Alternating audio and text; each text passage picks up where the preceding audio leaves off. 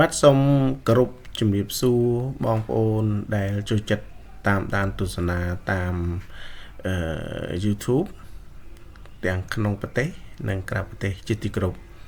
បាទថ្ងៃនេះខ្ញុំឆ្លៀតបានថតវីដេអូខ្លីមួយជូនបងប្អូនទាំងអស់គ្នាទស្សនា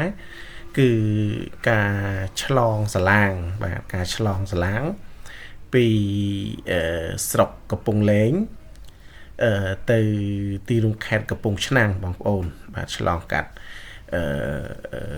ទន្លេសាបបាទប៉ុន្តែទន្លេសាបនោះមិនមែនពីណាបងប្អូនគ្រាន់តែវាជាដៃទន្លេហូរចូលទៅទន្លេសាបបាទអញ្ចឹងគឺនេះគឺទស្សនវិជ្ជាពេលរសៀលបាទទស្សនវិជ្ជាពេលរសៀលការឆ្លងសាឡាងនេះមានម៉ោងដែរបងប្អូនគឺពេលព្រឹកខ្ញុំអត់ចាំច្បាស់ទេពេលព្រឹកមិនដឹងចាប់ពីម៉ោងដូចជាចាប់ពីម៉ោង6ព្រឹកទៅបាទហើយកាលនោះខ្ញុំចាំគឺខ្ញុំឆ្លងម៉ោង6កន្លះបាទហើយសកម្មភាពរបស់សាឡាងហ្នឹងគឺមានសាឡាងច្រើនឆ្លងទៅឆ្លងមកតាំងពីព្រឹកទល់ល្ងាចបាទល្ងាចដូចជាត្រឹមម៉ោង6ឬក៏អត់ច្បាស់ជាស្អីបងប្អូននៅតំបន់ហ្នឹងបានគាត់ដឹងច្បាស់បាទហើយខ្ញុំសម្រាប់ខ្ញុំយូរទៅម្ដងគឺអត់សូវច្បាស់ទេបើសិនបើមានការខុសឆ្គងសូមបងប្អូនអធិស្ឋានបាទអញ្ចឹងគឺនេះគឺសាឡាងបាទកំពង់ឆ្នាំងកំពង់លែងកំពង់លែងកំពង់ឆ្នាំងបាទអញ្ចឹងគឺយូរបានជិះម្ដងបងប្អូនមានអារម្មណ៍ថាសប្បាយឬក៏យើងថាប្លែកទស្សនវិជ្ជាប្លែកភ្នែកបាទអញ្ចឹងគឺសាឡាងនេះបើសិនតែពេលដែលយើងឡើងជិះសាឡាងបងប្អូនបើសិនជាយើងមកដល់កន្លែងកំពង់ដរហ្នឹងមុនគេសាឡាងមិនតាន់ពេញហ្នឹងយើងអាចរងចាំពេលរហូតដល់1ម៉ោងជាងអីនោះបាទប៉ុន្តែបើសិនតែពេលខ្លះយើងមកដល់ចំពេលដែលសាឡាងចិត្តនឹងចេញអញ្ចឹងមកដល់ឡើងចូលឡើងទៅសាឡាងมันនឹងចាំយូរផងគឺសាឡាងចាប់ដើមចេញដំណើរបាទអញ្ចឹងគឺតាមម៉ោងតាមវេលាដែរពេលខ្លះយើងឆាប់បានចេញដំណើរពេលខ្លះក៏រងចាំរយៈពេលយូរដែរបាទអញ្ចឹងគឺទស្សនវិជ្ជានៅតាមដងទន្លេពីកំពង់លែងទៅកំពង់ឆ្នាំងបងប្អូនដូចខ្ញុំបានបញ្ជាក់អញ្ចឹងយូរបានជិះម្ដង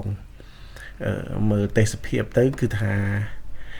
ល្អម្យ៉ាងបាទទេសភាពនៅលើទឹកបាទមើលទៅសងខាងត្រើយសងខាងនៃទន្លេរបស់យើងគឺទស្សនវិជ្ជារបស់ប្រជាពលរដ្ឋដែលគាត់ធ្វើដំណាំនៅសងខាងមាត់ទន្លេហ្នឹងបាទគឺមើលទៅគឺសម្បូរបែបបាទអញ្ចឹងមានដំណាំគ្រប់ប្រភេទដែលដាំនៅទីនោះបាទហើយនេះបងប្អូនណាមើលអត់សូវច្បាស់ទេបាទគឺកោះជ័យទាត់បាទតែទៅលើបទចម្រៀងសិនស៊ីសមុទ្របាទកោះជ័យទាត់ហ្នឹងបាទអញ្ចឹងគឺឆ្លងនៅយើងជិះសាឡាងពីកំពង់ឆ្នាំងទៅកំពង់លែងពីកំពង់លែងទៅកំពង់ឆ្នាំងគឺយើងឆ្លងកាត់កោះជ័យទាត់ហ្នឹងបាទបាទអញ្ចឹងគឺ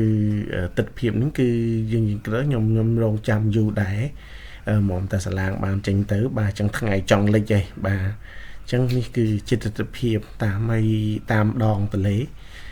ពេលយប់អញ្ចេះយើងមើលអត់សូវពេលល្ងាចអញ្ចេះបងប្អូនមើលអត់សូវឃើញទេបាទបើសិនតែយើងជិះពេលភ្លឺបាទគឺឃើញស្អាតណាស់ដំណាំរបស់បងប្អូនប្រជាពលរដ្ឋសងខាងមាត់ទន្លេហ្នឹងបាទបងប្អូន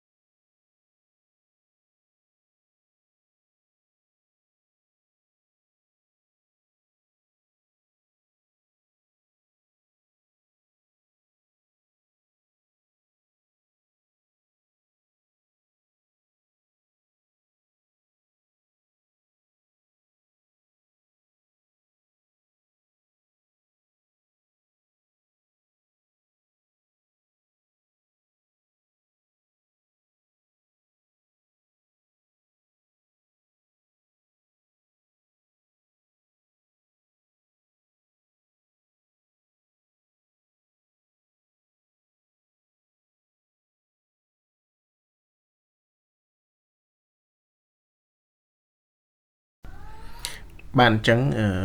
ní cứ bong bóng ở khní chẳng dương về ní cứ tật tập hiệp tạm đòn lâu nó cứ bàn